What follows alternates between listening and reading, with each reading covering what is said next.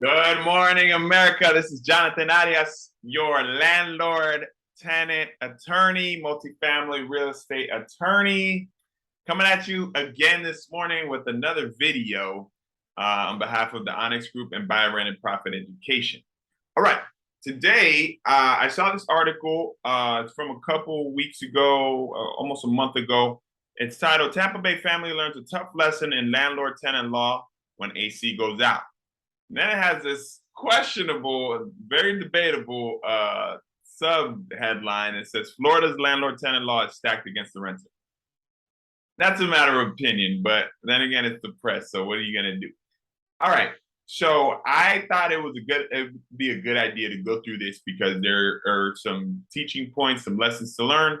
So let's go through this now.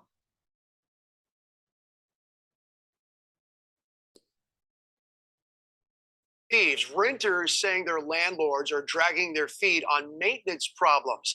Well, tonight, consumer investigative reporter Jackie Calloway is taking action for one Temple Terrace family, and she's sharing what every tenant should now know about their rights when it comes to those repairs. It was a nightmare. Temple Terrace renter and single mom Nikisha Norwood now knows Florida's tenant law favors landlords. Around about noon to 1-ish in the house, it would get to about 89 degrees. The harsh truth learned after the air conditioning unit in the family's rented townhome died during June's heat wave. I called the maintenance office and they came out. The maintenance team did make several attempts to fix the unit, but failed. Nikisha, who is a nurse, says her 3 daughters, Riley, India, and Alana, suffered through long, sweltering afternoons. I just wanted it fixed as soon as possible because I was really uncomfortable. How miserable was it? It was awful. After 3 days and out of desperation, Nikisha spent over $200 and rented 2 mobile AC units. Then she called Hillsborough County Code Enforcement. They did reach out to the landlord. They did speak with them. And it didn't get fixed. It didn't happen. The deck is stacked in the landlord's favor on this particular issue. Tom DeFiore with Bay Area Legal Services says the nonprofit is flooded with troubled tenants. They are in Pinellas County. But the fact is, Florida law gives renters few options when it comes to repairs. Do everything you can to facilitate that process. When dealing with a rental repair, the first step you want to take is to notify your landlord in writing 12 days before the rent is due. If nothing happens. All right, let's stop right there. So this is a little bit of a misleading way of explaining it, and that's why I wanted to stop here. So yes, 12 days are required prior to your rent being due if you're going to withhold rent, but it's really 7 days. And if you're going to mail it, then it's 12 days, because when you mail a notice, you have to give an extra 5 days. So the same is true with a 3-day notice. If you're going to mail a 3-day notice to a tenant, then you have to do it. You have to give them 8 days. So I had to explain that because when I first saw this and read the article that's under this video, I was like, what are you talking about? But then I realized, oh, they're talking about mailing it. So I had to make sure that I'm clear about that. All right. You could try contacting code enforcement. They'll do an inspection and they may possibly cite the landlord with a violation. If nothing happens after that, you can withhold rent, but keep in mind that does not protect you from an eviction filing. The eviction filing in and of itself. All right. So again, with withholding rent, it's what I said before, and then I was going to go into eviction, but let me let them talk about it first. Health is a mark against you, even if you win in court. Nikisha made a call for action 2 weeks after the. All right, so you could win, or tenants can win on this issue and say, look, I had a valid reason for withholding rent. This is why I withheld rent, and as a result, win an eviction action. However, landlords, I recommend if they gave you a 7-day notice and it's an area that's they have valid reason to withhold their rent for, don't go into an eviction proceeding against them at that point. You're just wasting your time and money. And at the end of the day, you lose an eviction case, you're liable for their attorney fees and costs. So that's a teaching lesson right there. Like he said, it's going to be against. It could be against the renter. You know, they don't want something filed against them. They don't want that mark that there's an eviction action, because you know they have to take that forward to the next place where they rent. But it's easily explainable if whoever's doing the background check looks in the docket. So landlords, you know, if you're not maintaining your property and they serve you with a 7-day notice, do what you have to do and fix the issue. AC went out. I contacted Hillsborough County Code Enforcement and the management office. 2 days later, They came out and repaired the AC unit, replaced the whole unit. how does it feel now? Much better. I can't even begin to say what a relief it is. Relief for now, but Nikisha fears the code enforcement citation may have annoyed her landlord and wonders what that means for her family's future. All right, 2 quick things.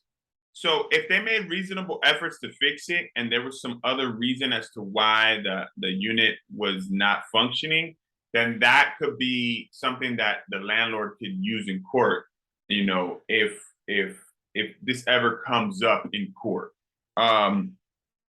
However, well, let me just say, there's not enough information coming from the landlord side as to what happened, because clearly they said that maintenance went out at least once. I think it was twice, and they couldn't repair the issue. So I don't know what it was. I mean, that happens sometimes where people come out, you think it's fixed, and it doesn't get fixed. But it's important that the landlord keep records of, hey, we went out at this time. This is how much I was invoiced. This independent company is qualified, renowned, and they told me it was fixed and it wasn't fixed. So it really wasn't my fault. We made reasonable efforts. Also, let me say another thing. You can withhold rent, but you still have to withhold it and eventually give it up. It's not like the tenant just gets a free pass. Also, they can tenants can also repair and deduct that amount from their rent payment. So that's something. And then finally, this tenant talked about retaliation. If there's any type of evidence of retaliation, that landlord is in big trouble. However, there are forms of retaliation that are not real retaliation. They're just retaliation, if you get what I mean. So, for example, this landlord could have said, "Oh, this tenant is a good tenant. They've been here there 3 years, no issues." Then they have this issue come up with the AC, and they call code enforcement. Then they call the news, and all of a sudden it's renewal time, and it's like, "Oh, yeah, we're just not going to renew your lease." So it's not real retaliation, because that landlord is well within their rights to renew a lease or not to renew a lease. But in this instance, they could say, "Oh, this has now become a problematic tenant. I don't want to deal with that tenant anymore." And so it's a form of retaliation that is not actionable, and it's not real retaliation, but it could come back and affect this family. So I do have the fear of, am I going to be able to renew my lease? Tenants in trouble can find a link to Florida's landlord tenant law and learn more about their options at abcactionnews.com. I'm Jackie Calloway, taking action. All right, so briefly, we are going to go through a few of the things that landlords, you have to know what are your duties under the statute. So this comes from the statute, Florida Statute 83, and it says, at all times during the tenancy, the landlord of a single family home or duplex shall, right? So it's, by the way, this comes from DAX, Department of Agriculture and Consumer Services here in Florida. But it's really comes from the statute. And I have to point out, this is for single family and duplex. And then multifamily apartments have a different set of rules. Why? I'll explain in a second. But it says comply with the requirements of applicable building, housing, and health codes, or where there are no applicable building, housing, or health codes, maintain the plumbing in reasonably good working condition, maintain the roof, window screens, floors, steps, porches, exterior walls, foundations, and all other structural components in good repair and capable of resisting normal forces and loads. The landlord's obligations may be altered or modified in writing when renting a single family dwelling or duplex. I always recommend for my clients that they modify in writing as many of these responsibilities over to the tenant. It's just good business to give yourself less responsibility under a contract. Notice that it does not say anything about AC or things like that. And I went into court one time and I had an issue where my client was not maintaining the AC, or it had been messed up for a while. But the judge still said, hey, you have to maintain it. So there could be an issue with a municipal housing or health code, and that's something that you always have to be cognizant of.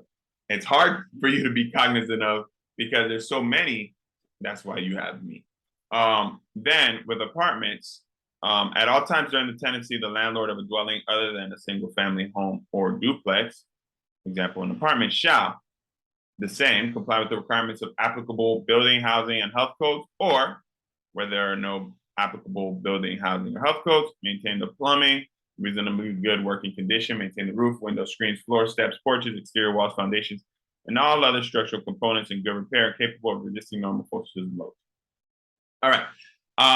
Now, the landlord will make reasonable provisions for extermination of rats, mice, ants, wood-destroying organisms, and bedbugs.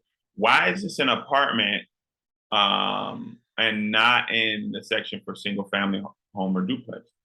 Because when the units are close together like that, my bedbugs or my roaches or my rats, they're not going to stay here if there's food right here, right next door. They're going to go over and go into the next person's apartment. That's why it's important that the landlord make reasonable provisions for this type of extermination. Locks and keys, clean and safe conditions of common areas, garbage disposal facilities and outside receptacles, and functioning facilities for running water, hot water, and heat during winter. No AC. However, municipal code may say, hey, they gotta provide for AC because it's Florida. This does not mean that the landlord is obligated to pay for utilities, water, fuel, or garbage removal, although they may choose to do so. All right. This is the last thing I want to show you. This is the 7-day notice. This is a template from the Florida Bar. This is a notice from tenant to landlord withholding rent for failure of landlord to maintain premises as required by Florida Statute 83.51. So it says here, it's a very simple document. You just fill out this stuff. This all comes standard. All you have to do is list your non-compliance and then put the information down here. List the non-compliance that your landlord is doing. This is to inform you that you are not maintaining my dwelling as required by Florida Statute 8351 or material provisions of our rental agreement. If you do not complete the following repairs, non-compliance, violation, or default within 7 days, I intend to withhold all future rental payment and or terminate the rental agreement. Okay. So it's clear that this is where you would put it, and that's how you would handle this. Within 7 days, hand it in, or if it is mailed, then 12 days. Give 5 days for mail. All right. That is withholding rent from a tenant to a landlord due to some type of non-compliance, non-maintenance of the dwelling. All right. If you have any questions about this, please reach out. onyxgrouplegal.com. I'd love to give you a free consultation and help you out with any questions you have. I'm Jonathan Arias. from the Onyx Group and Byron and Profit Education. Thank you very much for your time and your attention. God bless you.